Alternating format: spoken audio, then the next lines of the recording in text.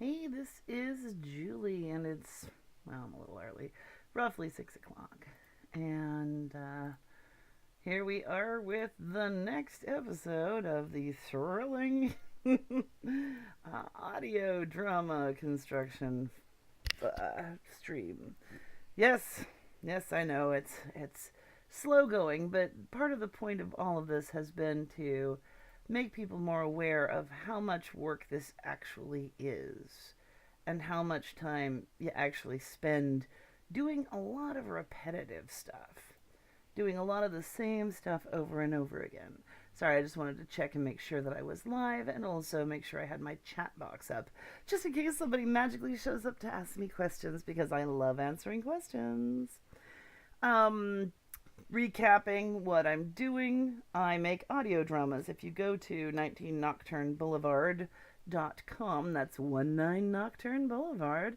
There's it's the website hasn't been updated in a long time, but I do have a lot of stuff there. We also have the RSS feed at 19 Nocturne .libsyn.com slash libsyn. I can look it up, but which is more of currently what I'm doing there is Atomic Julie's Galactic Bedtime Stories, which is me reading old sci-fi stories. And because I do audiobook narration for Audible as well, which is sort of my job.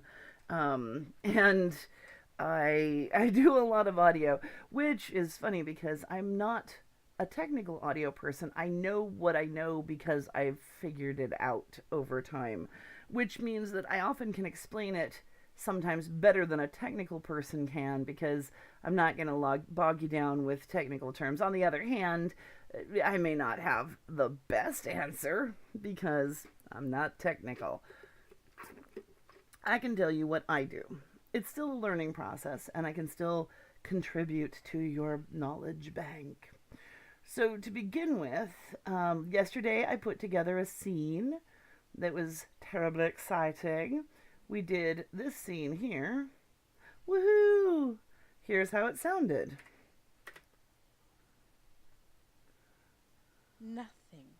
Still an empty shell. Where could that crazy old woman have gotten to? Can I help you, miss? I. I thought this used to be a fortune teller's shop. Oh, I don't know how you would have heard about that. That place burnt down over 60 years back. Really? Oh, my, yes. I remember it like it was yesterday. My husband, God rest his soul, planted himself right there in the middle of the street with a big bucket of water, determined the fire wouldn't spread to our shop. And it never got rebuilt. Well, someone tried about 10 years ago. They scoffed at the bad luck, but they learned. Learned what? That ghosts are nothing to scoff at. So, that's what I did yesterday. I know. Oh, it's a whole minute long. It actually, believe it or not, depending on a lot of different factors, it is not uncommon for us to evaluate the time it takes to do audio dramas, to do full audio dramas, at about an hour per finished minute. When I'm doing audio books, it's significantly easier. It's more like 3 hours per finished hour. So 3 minutes per finished minute, presumably. And so it's a lot easier to do. That's why right now I've been podcasting stories rather than full audio dramas, because I just don't have a lot of time to put them together. And that's one reason I'm doing this, because this, having a schedule to come here, even if I don't have anyone watching, even if I don't have anybody to ask questions, though I love questions, keeps me on track, gives me something to get me through the winter, frankly, because I have the seasonal affective thing, and just having something that's like, okay, from 6 to 7 I have to be here, and I get to work on Fatal Girl, because Fatal Girl is one of my, well, I have so many things I've created over the years, but Fatal Girl is awesome, and it's been haunting me because I've wanted to get back to it, and I had season 1 is done. If you go to fatalgirlchiyoko.com, Chiyoko is CHIYOKO.com, it'll link to where all my Fatal Girl episodes are. It was 6 hour plus long episodes of a show um, that is. I have to figure out which scene I want. It's inspired by anime. Now, the reason I put it that way is it's not a fanfic, it's not a continuation of an existing series. It is inspired by just the tone of anime and a lot of the tropes and stereotypes and things. And I wouldn't call myself a rabid fan. I'm a reasonable fan. I get daunted a lot, like everyone else will, like everybody else with like busy schedules, who when you end up with let's do scene 6. When you end up no, open, you silly thing. With no time, people are like, oh, you should watch this show. And you're like, well, how many episodes are there? And they go, 374. And you're like, no. No, I really just don't have the time for that. Now, what I've got in front of me here now, this is going to be another scene. This is a slightly longer scene. It might not get completed today. I've got Ken and Chiyoko. And this is going to involve some movement and some sound effects, unlike the last scene, which just had background noise and a voiceover. So what I've got here, first off, I know that when we recorded with Ken, we had, it was in a group session, so there's probably a first time through the lines with direction and interruptions, and then a second time through. I have to see if this blue, if I have to see. That was broken. That was broken when we got it. Okay, that's just a repeat of the same line. One reason I'll check the high things is I want to make sure they didn't blow the gain, and I want to make sure it wasn't just like a burst of laughter because we did something funny before I start dealing with it. I'm going to use pop mute, one of my favorite things, to bring down these loudest points on this. I basically beat it slowly down. Now, this, while I've been talking a lot about clipping, you'll notice that clipping creates a very flat edge, and even while it kind of looks kind of flat, this is not clipping. This has actually been pulled down rather than cut off. It's, it's the difference between a weed whacker and pulling something down. So, so it's not damaging. Clipping damages the sound while pop mute just pulls it down so it's away from the edge. The volume goes from the middle line to the edge, and that's 50 units of whatever it is. I am not a technical person, like I said, but I can describe things in weird, non-technical ways. And what I'm doing with pop mute, oops. Oh, no, I don't want to. I'm using a repeat key, among other things. My repeat key is set on Q. It's what I like to use it. You can customize your keyboard. I did it in an earlier episode. Customize it so you can have your hotkeys anywhere. There's a ton of customization you can do. It's really great. That's one thing I really love about Audacity, and one reason I hate updating to a new version, because I have to do all my hotkeys again. I have to do all my customizations again. So, but that just brings it down from the edge, so that if I need to volume stuff up, I'm not running these out off the edge. You don't want to run off the edge. Depending on factors that I have no idea what they are, sometimes if you volume something out past the edge, it won't cut off right away and you can bring it back down. Sometimes it will. That's one reason when you're recording, you want to make sure you're not talking too loudly and blow the gain, because while you're recording, it's much more likely that if you go outside the edge, it's going to cut it off, and that's damaging to the sound. It's called blowing the gain, because gain is like volume incoming, as opposed to volume, which is kind of volume outgoing, something like that. It's just a way to picture it. So, I think this is the beginning of the scene. I need to open up the script over here. Come on. Now, if you're not familiar with the show, what I have in my anime-inspired show is I've got 4 central characters and then a ton of other stuff. Each episode is an hour or more long, more or less so far. And so, I mean, I don't hold myself to a dead set timeline on these because it's a podcast. It doesn't have to be all at the same all the same length. When I first started out, I was in an old time radio show recreation group, and I was starting out trying to keep things to a half hour each. And then I realized, why am I doing that? Because honestly, that it's a podcast, what I'm doing, and there's no reason to do that. Okay. So this is 2 of the main characters, Ken and Chiyoko. Ken is, if you're familiar with anime, he's the standard nice guy. If you're not familiar with anime, but you might know something like Buffy the Vampire Slayer, he's the Xander. He's the guy with no powers who, kind of drives the car and helps the others when he can, but laments the fact that he doesn't have powers.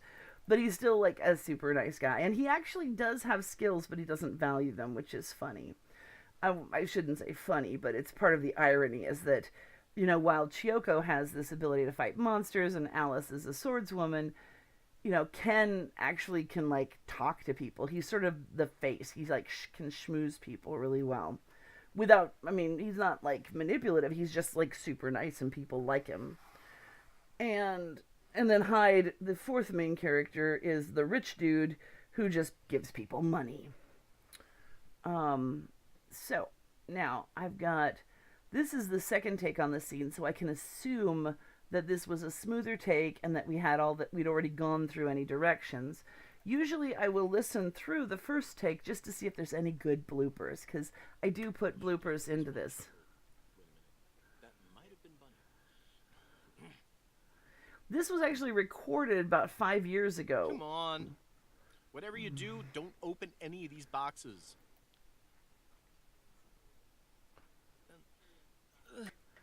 I just need you to guard these while I check on what Alice has been. It makes you look. Maybe you should try it a little lighter. At least if you're out with Hyde, I know you won't be spending any money. Yeah, about the last thing I'd say. You offer to punch him in the face if he hurts you. Nothing. Tell Hyde my offers.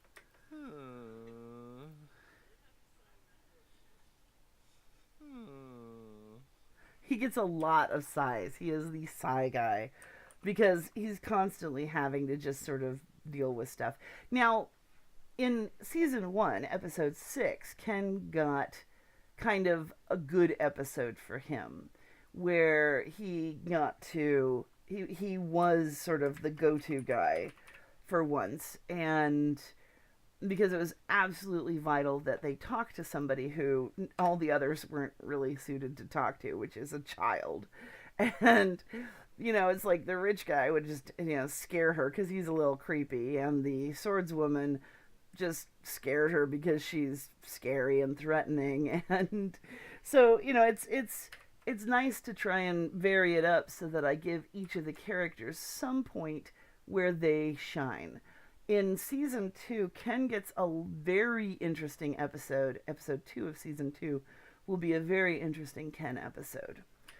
My general plot for this series is that you've got Chiyoko, who is a hereditary monster hunter. Her family have hunted monsters for thousands of years. Well, hundreds of generations anyway.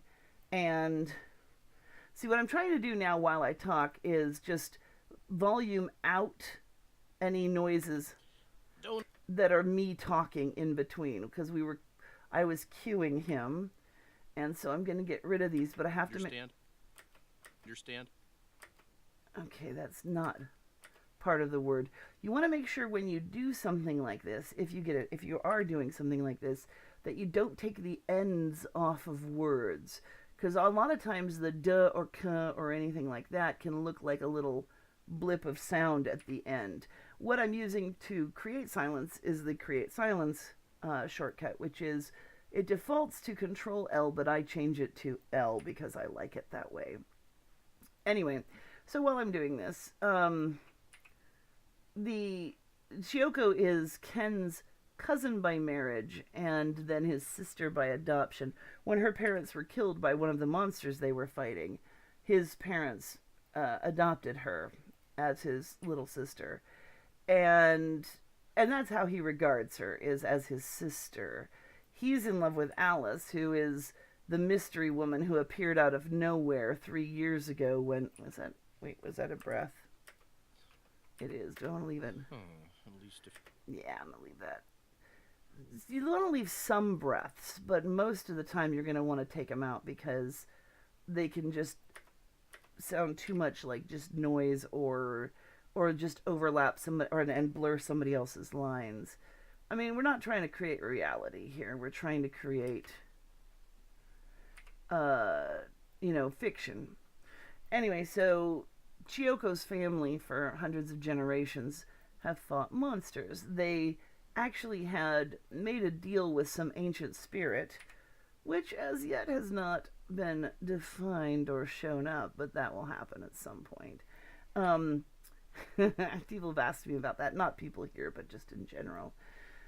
They made a deal for power to fight monsters, and in return, in return for this, they were part of the contract, or the deal they made was that each one of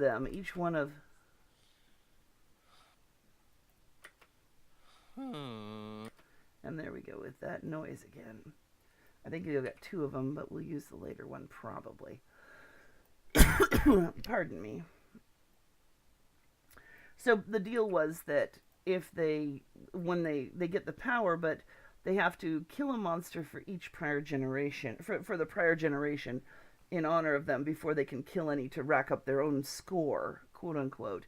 And if they die before they fulfill that, then that ends their line and they go to the bad helm. That one does. And so what they didn't realize when they made the deal was they have to kill one for every prior generation. So Chiyoko, being the 101st, has to kill 100 monsters before she can count any as her own kills. So let me listen to this last bit. I know it'll lead to boffing, which is, exactly what really shouldn't happen with those two. Nah, you dirty boy. Anyway, I'm not going to take that. It's not that funny. I mean, I love it when we get good bloopers. If you listen to any of the Fatal Girl episodes that are up there, after the credits but before the final scene, there's a long section of bloopers, and some of them are really funny, especially having come through the episode and knowing which characters are saying it. Like in one of them, this guy who's playing this demon, El Goro, El Goro is the actor, not the demon.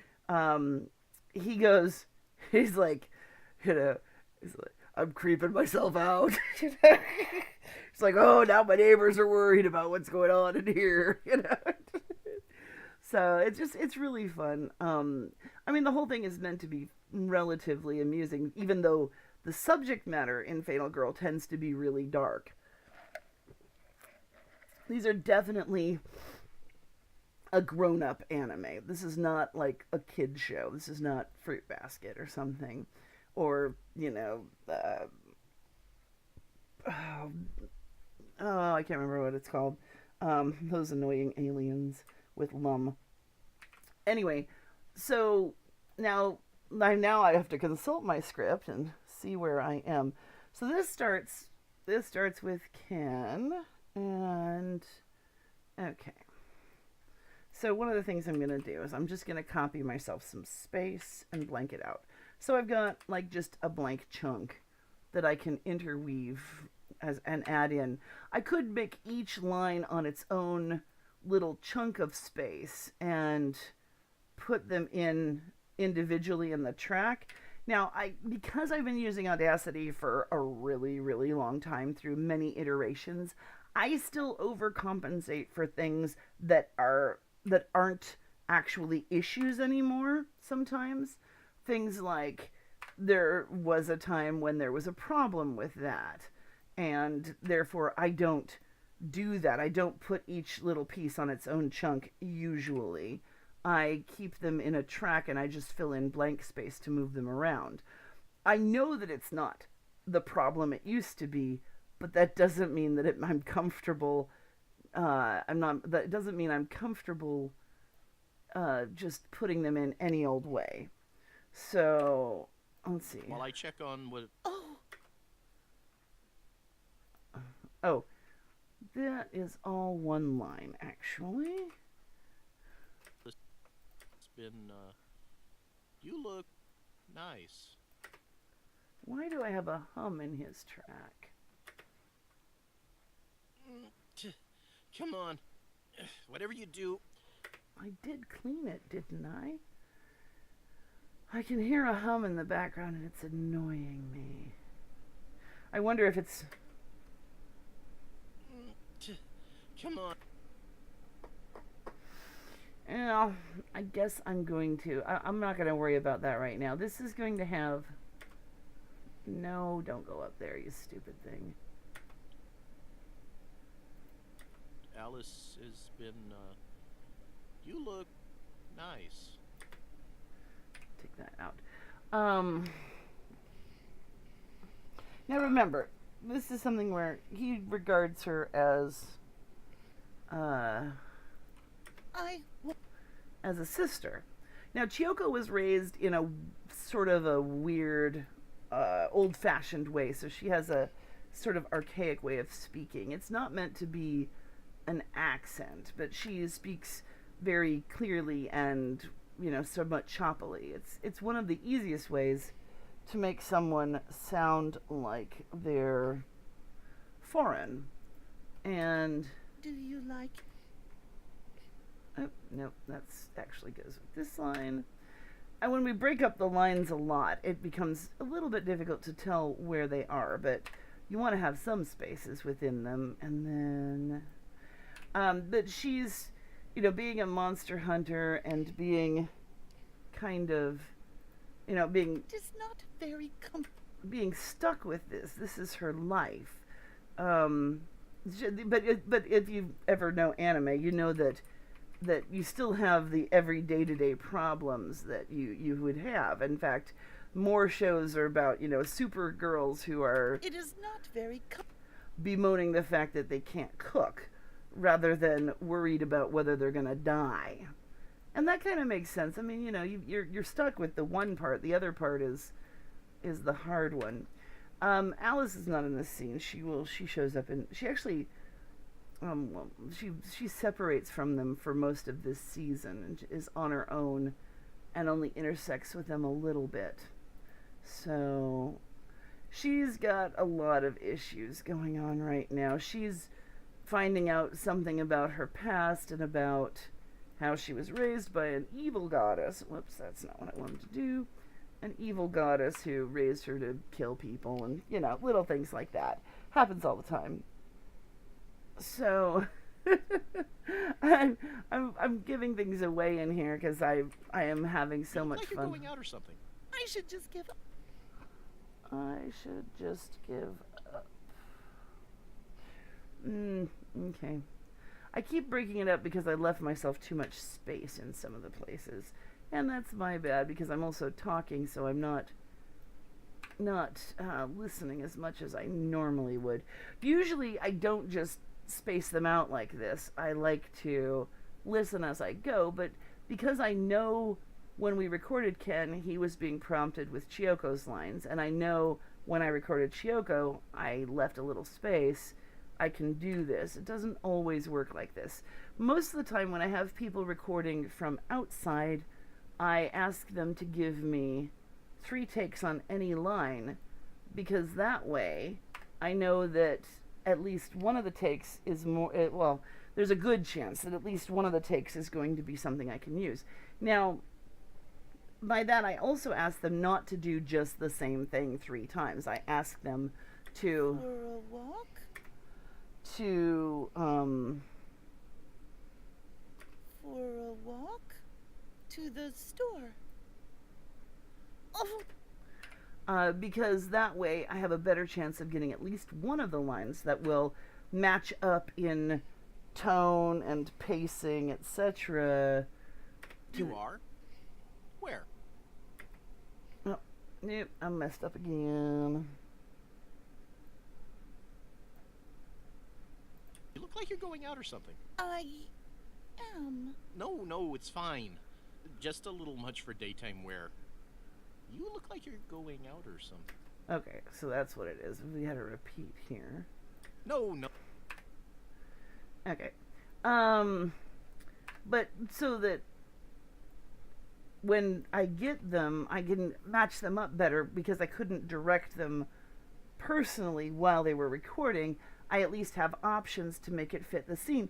Because there are times when otherwise you'll get something where somebody goes, She. I mean, I've heard this in other shows where, you know, the scene is supposed to be an exciting battle sequence, and one character's like, yeah, let's get them, and one character says, oh my god, they're coming over the hill, and the next person's like, I will turn on the radio. And you're like, no, did you miss the fact that this was an exciting sequence? And it's so hard if you don't have options to try and match the intensity or the tone or whatever. Nothing. Nothing. So this actually goes here. And this moves over. Nothing. What offer is that? Now, in this course of the story, in this first season, we find out that Hyde, who is a rich dude of some kind, he's got all sorts of, you know, gadgets and a coat and a butler and a limousine and, you know, all the cool shit.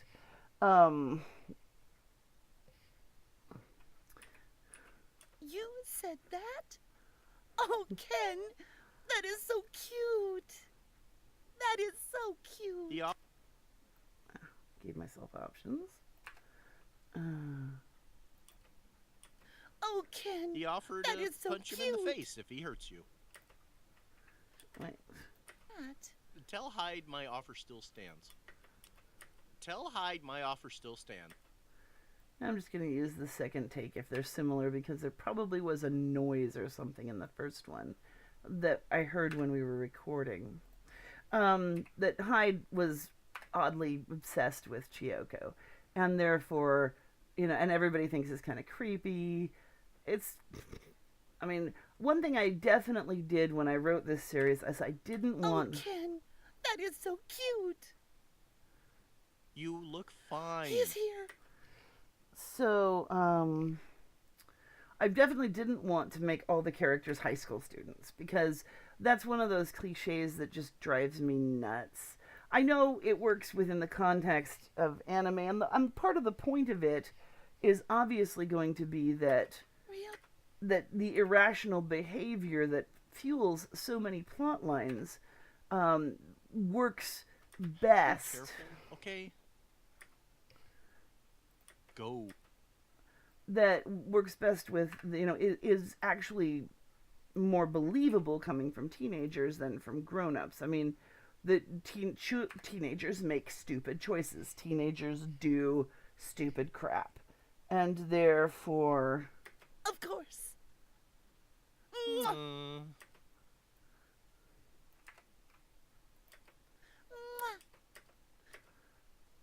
Yeah, I'm going to use the first one. Anyway, and therefore, a lot of the storylines depend on the characters being slightly irrational, which, again... Honey. which makes more sense coming from, you know, teenagers than from grown-ups. And that makes sense, and I'm cool with that, but I didn't want that in this. This is definitely a more adult story. And because I'm also using some... Part of what inspired me to do this in the first place was... Oh, being talked into watching some of the cheesier hentai out there, which, if you don't know about it, is anime series with sexual situations that are often very graphic and often involve monsters or tentacles. This is where people start bringing up tentacle porn. And I decided I wanted to do something to sort of turn that on its head. So the first episode of Fatal Girl, which was originally just going to be, I just want to write an anime story. I'm going to write these characters. I'm going to write a different kind of tentacle monster. And my tentacle monster, spoilers, my tentacle monster actually hunts rapists.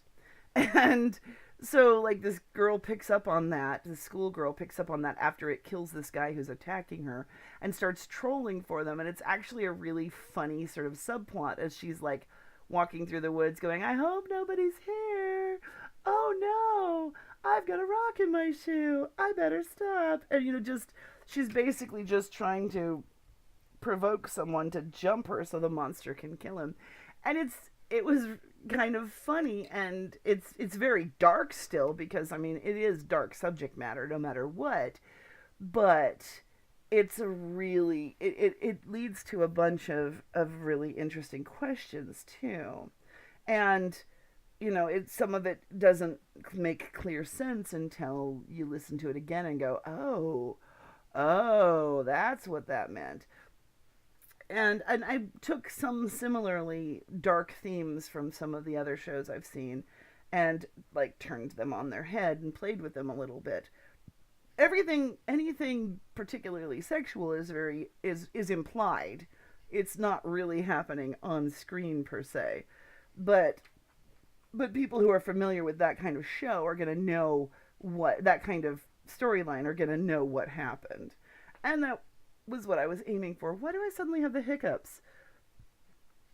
Excuse me.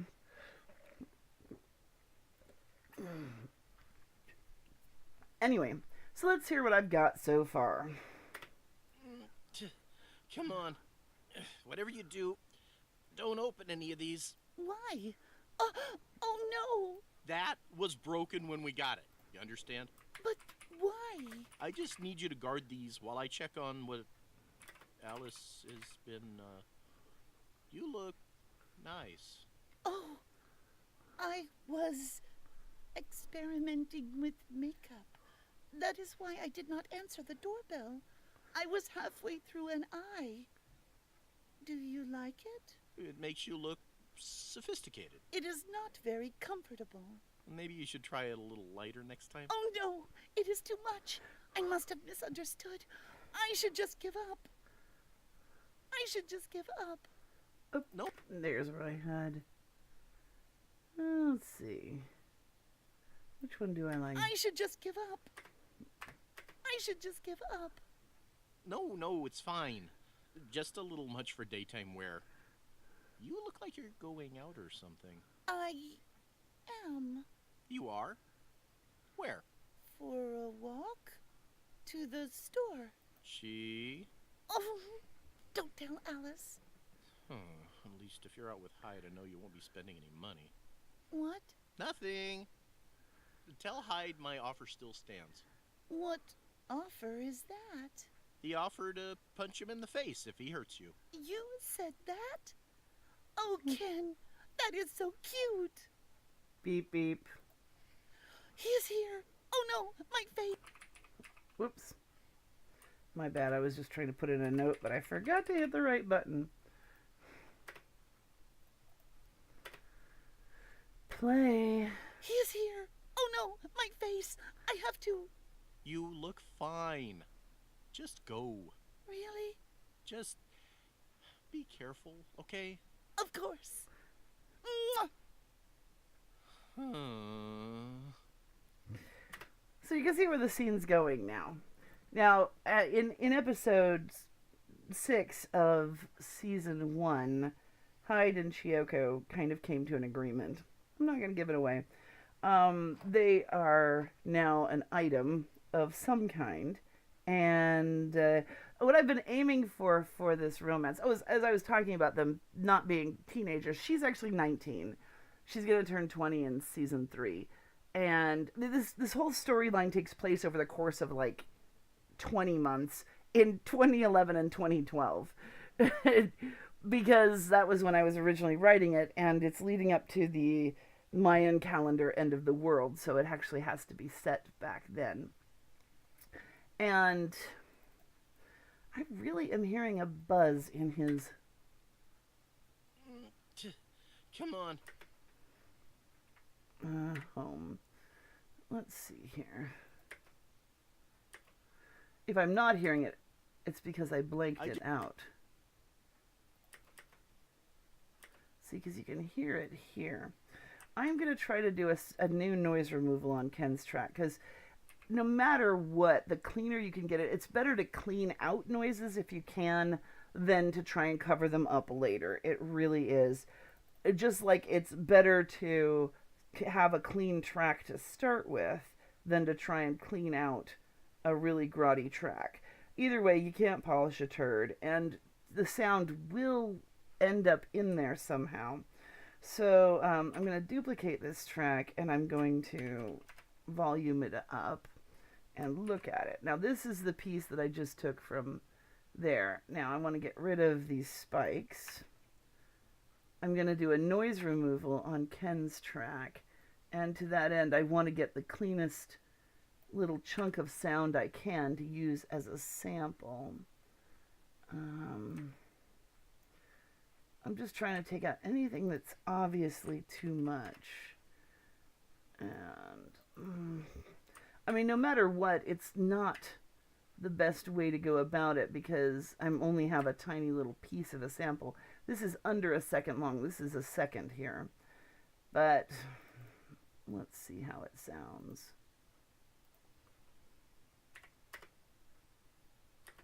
Yeah, I can hear what's in there. I'm not going to do that. I'm actually going to go find a better sample. And to do that, this is one reason I rename and save new files all the time. So I'm going to go back one step to the HN file, where I should have had it cleaned, but apparently I didn't. And I'm going to go... No, the keys are in a different place than they are on this computer than they are on my laptop. And occasionally I get confused. So if I take this, bring it down here, and then cut out everything that I'm sure I can see, I'm looking for a noise exemplar. Now, you can't trust even blank space because there can be sound in there. I've gone over this in previous episodes, but I might as well just go ahead and do it again. Any little scurf. You have to get the cleanest sound you can so it won't damage the track you're using it against. Because what you're doing is getting a sample that you're going to basically tell the computer everything in this sample needs to come out of that file. And so you want as little in the sample as possible, because the more you're taking out, the more damaged the file will become. So as we can see, there's still a lot of sound in here. There's some blank space there. And there's some blank space here. So you can't, this is why you have to do something like this, because you want to get it down to the very bare minimum before you use it as your sample. And all of this would have damaged Ken's voice unbelievably in the process of clearing it out. I'm not taking out the one P, the low thing there, because it's gonna take itself out in the next pass of sound removal. See, and then there's nothing else to like here. Whoops. I keep backing it off by mistake. And again, I'm going to come up with a very small piece of sound, but the chances of it being cleaner is better. Okay, so let's bring it over here and take a look. No, I hate when I do that. If you ever do that, you click it so this enlarges. All you have to do is get back on the bar and right-click it until you get 1, 1. If you get too far, then you left-click it 1, and it comes back to 1 and 1. It's just one of those things that drives you crazy. Now, I'm going to do a high pass filter. Okay. Now you can see there's that lump that I didn't take out, but it doesn't go too much farther. And here's another bunch of stuff that needs to come out. And I'm going to volume it up again and see where there's some spikes. See, this whole part is kind of dubious. I mean, I know I'm being picky, but the more picky I am, the better my sound is going to be. I'm sure there are other things that allow for better things. Now, I mean, the best way to do this is to, when you get into your studio, when you're initially recording, is to hold your breath and record a good 10 or 15 seconds of sound in the studio without your breathing or anything else, but still having you there, because your presence does change the sound. And that way you've got the cleanest exemplar to start from. You still have to do some of this if you want to get it absolutely clean. Now, okay, I've got a second and a half. And what I want is 5 seconds, so I'm going to copy that. And I'm going to paste it. And oh, no, I'm not going to blank it. No. I'm going to paste it. And I'm going to paste it. And then I will have 5.5 seconds. Yay! So now I can do noise removal with that. I can get the noise profile. This is just what I'm using to see where the spikes are. That I don't have to maintain. I'm going to take my noise profile and I'm going to go back over to the first file here and I'm going to run it on Ken's track. Now let's go ahead and find something here where we can hear. At least if you're out with Hyde, I know you won't be spending any money. What? Nothing. Tell Hyde my offer still stands. What? You look fine. Just go. Really? Just be careful, okay? Of course. So you can hear it in his track. I'll actually blank out hers just to make sure. You look fine. Just go. Just Ooh, be careful, okay? I didn't blank out a sound there. That could confuse me later. Because you can hear in here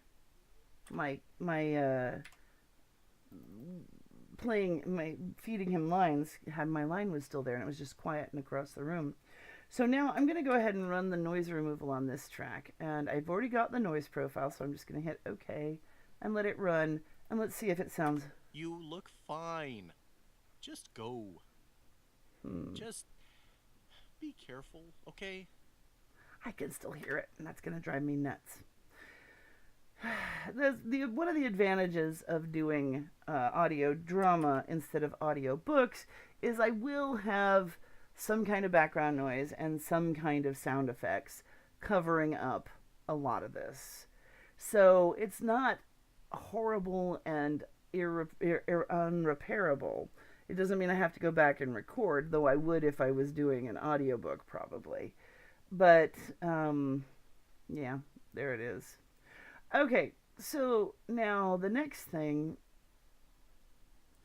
I've got this is a moving scene to some degree. Well, not mean moving like emotionally, like, ooh, but more like, oh, poop. You're being a butt. I clicked in this track.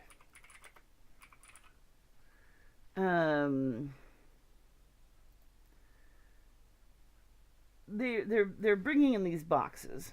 This is this effort right at the beginning. Come on. Whatever you do, don't open any of these. And she drops a box. They pick it up again, or maybe slide box. See, part of it is figuring out what you want to do with your sound effects. You need them sometimes to illustrate what's there, but also sometimes you can easily go overboard and put too much stuff in for it. Now, the cell phone is a vital one because that's how she knows Hyde has arrived. The dropping box, we mentioned that in there. Now, she's also going to run off at the end after she gives him this mwah kiss and slam the door, so... and leave him to go, oh. See, because she's dating Hyde. He's concerned about money, but he's also... that's why he makes the joke about if you're out with Hyde, at least I know you're not going to spend any money because he will. He's rich. But Ken doesn't want to make a big deal out of it, and he doesn't want to, be mean about it. Alice doesn't like Hyde, and Chiyoko is that's why she doesn't want Ken to tell Alice that she's going out with him. Because Chiyoko doesn't know that Alice and Hyde have actually had a talk and are kind of okay. Or at least that Alice doesn't quite hate him anymore. It's kind of a soap opera, and that's one of the things that's actually very attractive about anime as a genre, is that it is about people having lives, even if they are powerful. I mean, at the same time that I bitch about, oh my god, she's a Supergirl who can kill monsters, and yet she's concerned about whether or not she can cook. At the same time, I'm like, well, that's actually kind of what makes it interesting. So I'm trying to do that, but with, more, Come on. a little less silly, a little less... Don't open any of these. Why? Oh no! That was broken when we got it. You understand? But why? I just need you to guard these while I check on... I'm going to move... Now I'm going to fine-tune the voices. You always want to get your voices where you're going before you do anything with your sound effects. But why? I just need you to guard these while I check on what Alice has been, You look nice. Oh, I was experimenting with makeup. That is why I did not answer the doorbell. I was halfway through an eye. Do you like it? It makes you look sophisticated. It is not very comfortable. I'm going to... It makes you look sophisticated. It is not very Sophisticated. Sophisticated. There's a noise in there. Is that a noise in here? Sophisticated. Oh, huh. Oh, did I...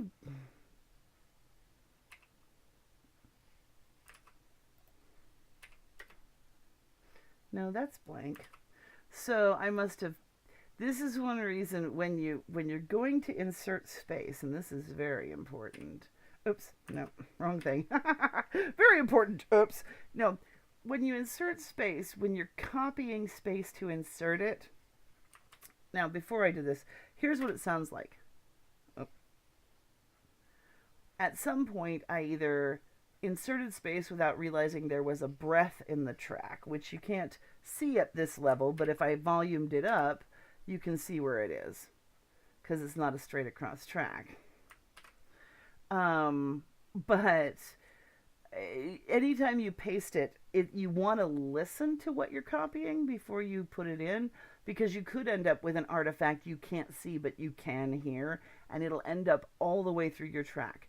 Whenever I do copy and paste, the first thing I do is I highlight, usually, obviously I made a mistake there, and I'll silence it first, which is either Control L by default, and then I'll copy it. Or if I'm copying something, if I need a lot of space, I might copy something like this, and then paste it, and then silence it, and then copy it again, just to make sure that the copy on my clipboard is silenced. Because when you're shoving stuff around, you don't want to be inserting extraneous noises. Now I've cleared those out. Okay, so back to fine-tuning the voices. It makes you look sophisticated. It is not very comfortable. Maybe you should try it a little lighter next time. Oh no! I'm going to go ahead and move this. Oh, not that much. I forgot I was using a sample. Now, I'm going to blank it and then copy it. I just want to shove it a little bit so we get her line completely. And then I'm going to shove this one even a little bit more. So... It is not very comfortable. Maybe you should try it a little lighter next time. Oh no! It is too much! I must have misunderstood. I should just give up. No, it's fine. Now this one needs to follow directly on the previous line because there's no pause for that. We don't want to overlap it, but it's his Just admi- give up. No, it's fine. Just a little much for daytime wear. You look like you're going out or something. I am. You are? Where? Now, I can even make a longer pause here because she doesn't want to talk about it. So, and then I have to make sure that his line follows hers. So, You look like you're going out or something. I am. You are? I'm going to take out that breath. Look like you're going out or something. I am. You are? Where? And I'm going to take this in a bit and bring those together, but I need to make sure I blank out the noise between them because as I truncate it, it's going to sound weird. There's not much of it anyway. Am. You are? Where? For a walk? To the store. She... And I can move this just a skosh too. To the store. She... Oh, don't tell Alice. Okay. She... Oh, There's a noise in here somewhere. I mean, a lot of this stuff people are like, well, you know, when you get the sound effects in, nobody's going to hear it. And I'm like, you know, but I'm going to hear it. And people who do shows are going to hear it. There's a noise. oh, don't tell Alice.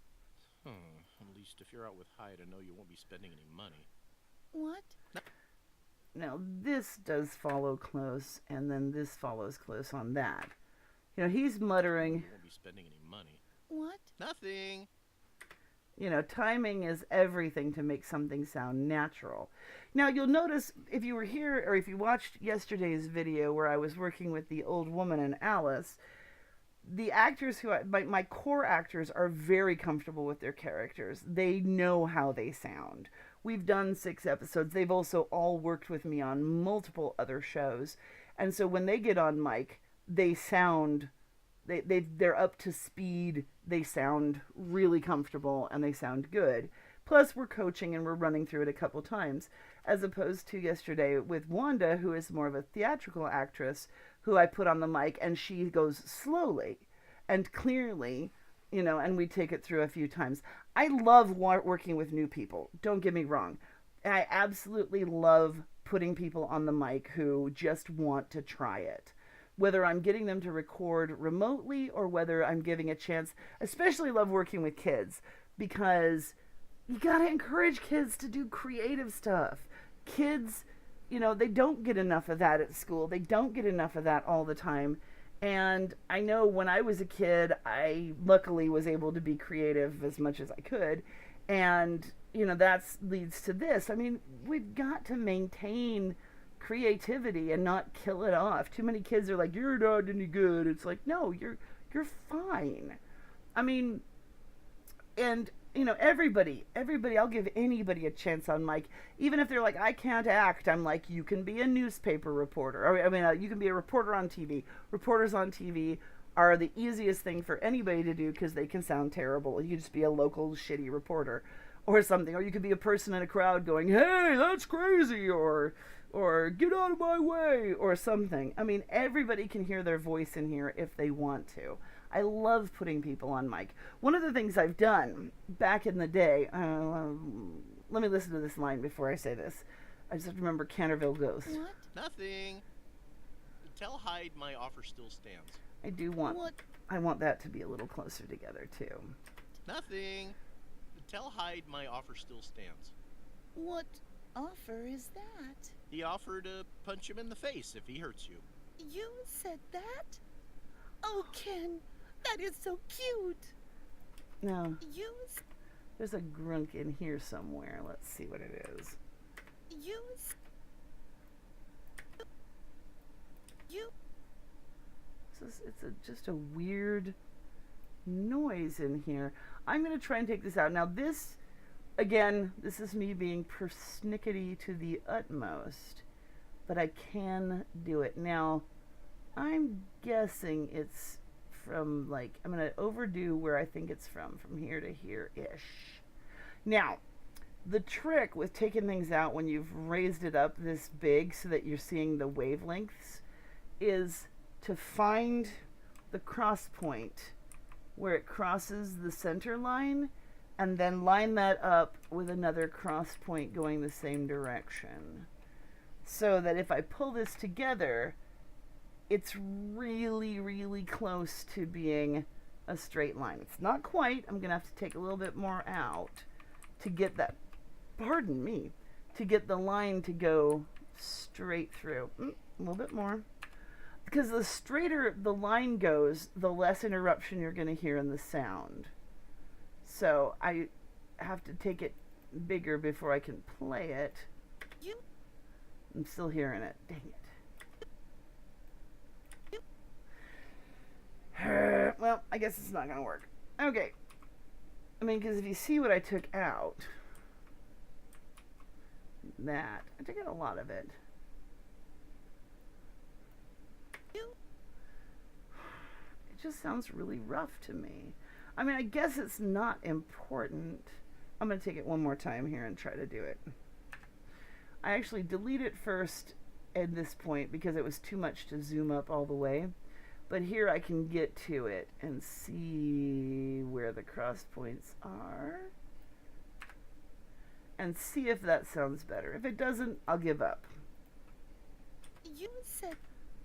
Yeah. You said. I mean, it doesn't have the gronky part, but we still have this change in volume. So what I'm going to do, because I'm determined at this point, is I'm going to fade that out. And then I'm going to fade in here so that where there would be a little click will be silence. You said that? You said that? Still not perfect. You said that?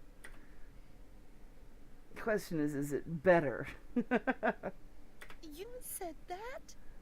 Oh, Ken, that is so cute. He is here. Oh no, my face. Okay. I think I am going to leave it there and do that. What I was going to say was about the Canterville Ghost. When I did my adaptation of the Canterville Ghost, the classic story by Oscar Wilde, which is something I have loved since I was a child, but I don't like most adaptations of it because they tend to make him goofy, and he's not. I'm not going to go into it here, but this is something for one of my adaptation discussions, because I do a lot of adaptations and a lot of adaptation discussions, and I seem to have a pretty good knack for it. So, you know, Oh, Ken, that is so cute. It's so cute because, you know, Ken is the cute one. Ken is the nice guy. He's the sweetheart. It's so sweet. Oh. And he always gets sort of damned with faint praise that way. So cute. Bing, bing, bing. He is here. Oh no, my face. I have to. Now this one I really do have to pull him over to cut off. But when I was doing the Canterville Ghost, I had made the script and I knew who I wanted for the ghost. But I was like, who do I want for all the other characters? And I really didn't have anybody in mind. Now, keep in mind, this was when I had first started putting shows together, and I didn't have a huge range of actors to draw from. Now, right now, I don't have a huge range of actors to draw from because I've been sort of on hiatus for 5 years. I still have my central core people who I can bring in, but, you know, I need to get a new batch of people I can call on for other roles. But, I went to Beverly, who plays Alice, and who was in high school at the time, and I said, okay, here's what I want to do. I want you to cast all these parts from your drama class. And she was like, oh, the power. and she did.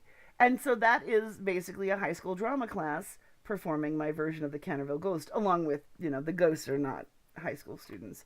And it went really well. They did a great job. They took direction really well, and it was really fun. And actually, almost everybody in that production went on to star in some other production of my show as well, because they all really enjoyed it, and I liked working with them, and, you know, I put them in a lot of different roles, and it worked really well. And that's the thing, is I love encouraging people to try something, I especially. have to. You look fine. See, I have to. You look. I'm going to pull that even a little bit farther because otherwise it sounds like. I have to. You look fine. Just go. I'm still hearing the hum. There's also a click in there. Just go. Really? Just be careful, okay? Of course. I'm still not liking how it doesn't scroll the way I'm used to. I think I would like to take. Just be careful, okay? See, this is driving me crazy because I want to bring this up a little bit, but I've got this. I'm going to noise remove it one more time, see if I can get that hum out. Just be careful, okay? It's really loud through here because this was a very quiet line and I had to volume it up so much. Dang it. Let me see if I can high pass filter it. Just a 200. Just be careful, okay? That helped a little bit. Just be careful, okay? Just It's still there, but I think it's okay. I'm not liking it, but I can ignore it. Of course. Mwah.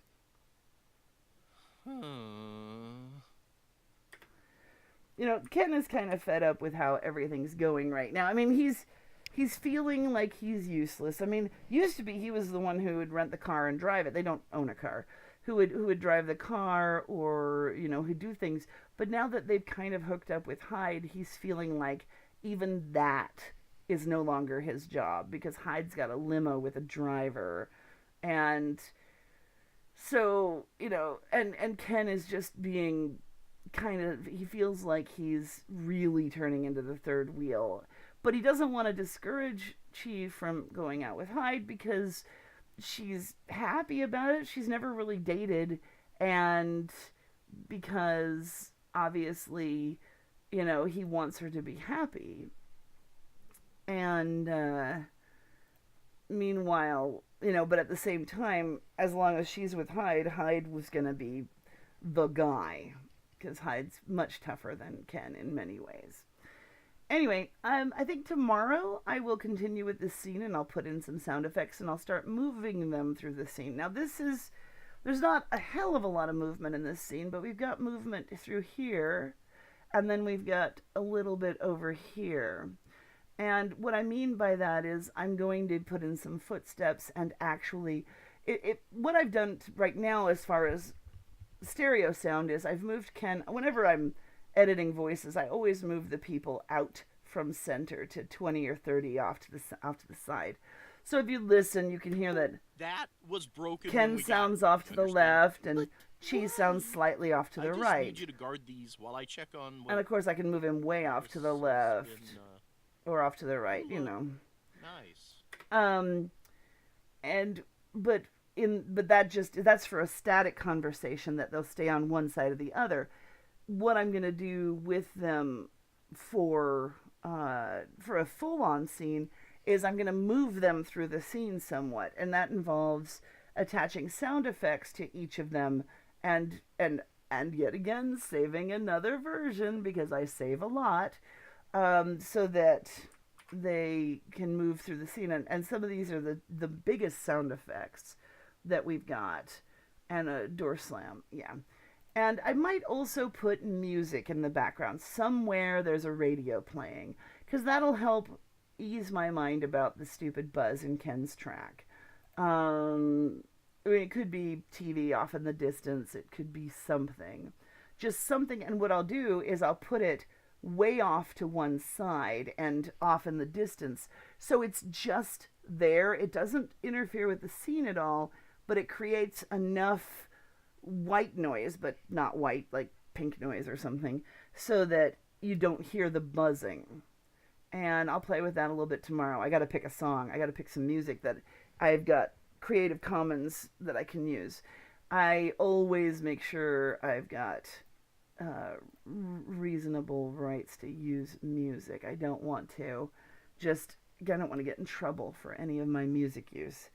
It's just not worth it. I mean, there's so much stuff out there, and I've got a lot of stuff downloaded from Gemendo back in the day that I am going to. Hopefully, I'll be able to reconnect with some of the bands if I ever did get in touch with them in the first place, or make sure that the music is still accessible and still okay to use, rather than just count on an old license being still acceptable. I mean, I can always default to the various types of music that I've purchased and licensed that way, or to Kevin MacLeod at Incompetech.com, who is awesome. And I haven't actually even checked out his site in a long time, but I've got a lot of his music that I've downloaded for over the years and used under a Creative Commons license, because he released them with a license that, as long as you're not making money off it, you can use it. Even if you're making money off it, you can use it as long as you give him credit. And then if you can't give him credit, then it's like $5. I don't think that's still the case, but I did license some of the stuff back then, and I always give him credit, so it's fine. He probably has more. He's revamped his site several times, but I'm going to. I'm going to assume everything I've downloaded previously is still under that sort of contract, because he's real cool about that. He understood what he was doing when he put it up and everything. I've also licensed music from a number of sources, and those I can use not endlessly, but part of it is, whenever it's under a scene like this and off in the distance, it's not going to even it's generally not even going to set off YouTube's strike meter or whatever it is they use to check for copyrighted material, because the voices are going to the voices are over it, and that are basically going to eliminate the pattern of it. But even so, I will always check. If you go to YouTube, there is a ton of Kevin MacLeod's music in everything, in videos, in commercials, in everything. He is so awesome, and he's like the godfather of internet music. The other thing is to go to something like SoundCloud and find somebody who's composed something you'd like to use and ask for permission, because permission is good too. And I mean, as long as you're creating something that's not going to make money, that's not intended to make money, most people are okay. You may not. I wouldn't directly ask people to write a piece for me for no money. That's unfair. I mean, if they're doing work for you, you should be willing to pay. If they volunteer, that's different. But, don't go asking people to write something for you. But if they've already got a piece done, asking if it's okay to use it in the background of a scene on your show is reasonable, I believe. And they may say no, and then you walk away, because, that's the grown-up thing to do. If somebody says no, whether it's asking for a date or to use their music or whatever, then you walk away. And I'm done.